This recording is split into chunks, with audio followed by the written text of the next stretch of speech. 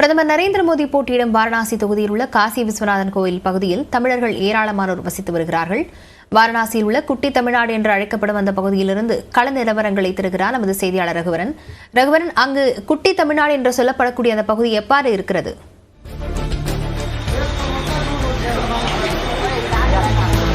லாவண்யா, நம்ம தற்போது பார்த்தீங்கன்னா வாரணாசி தொகுதியில் இருக்கிறோம். வாரணாசி தொகுதியில் காசி விஸ்வநாதர் கோயில் கங்கை கரை ஓர இருக்கக்கூடிய கடை வீதிகளில் தான் இருக்கிறோம். தொடர்ந்து பல மாநிலங்களுக்கு சென்று செய்திகளை வழங்கி கொண்டிருக்கு நியூஸ் 8 இன் தமிழ்நாடு.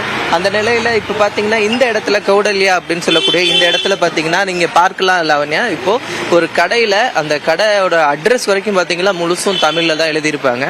அந்த அளவுக்கு இங்கே வந்து தமிழ் மக்கள் இருக்கிறாங்க. கடைகளிலும் பார்த்தீங்கன்னா நிறைய ஏராளமான தமிழ் மக்கள் வசித்துட்டு இருக்கிறத பார்க்க முடிகிறது. குறிப்பா பாத்தீங்கன்னா தமிழ் மக்கள் இங்க ஒரு 5% மேலான தமிழ் மக்கள் இங்க வசிக்கிறதுனால ஏராளமான கடைகள்ல பணியாற்றக்கூடியவங்க, கடையில் வைத்திருக்கிறவங்க அனைவருமே பாத்தீங்கன்னா தமிழ் பேசுறத பார்க்க முடியுது. சார் வணக்கம், நீங்க என்ன ஷாப் வச்சிருக்கீங்க? இங்க எப்படி சேல்ஸ் ஆகுது? புடவை கடை இருக்கையா, விக்கி புடவை கடை சேல்ஸ் ஓரளவுக்கு நல்லா இருக்கு. இங்க தமிழ் மக்கள் எந்த அளவுக்கு வராங்க? எப்படி நீங்க தமிழ் கத்துக்கிட்டீங்க? தமிழ் மக்கள்லாம் இங்கே பக்கத்தில் நாட்டுக்கோட்டை நகர்த்தர செட்டியார் சத்திரம் இருக்குது. அதுக்காக இங்கே தங்கறதுக்கு ஆள் வராங்களா? அவங்களுக்கு போர்டு பார்த்தானா நம்ம தமிழ் கடை இருக்குது, அதுக்காக ஆள் வராங்களா இங்கே?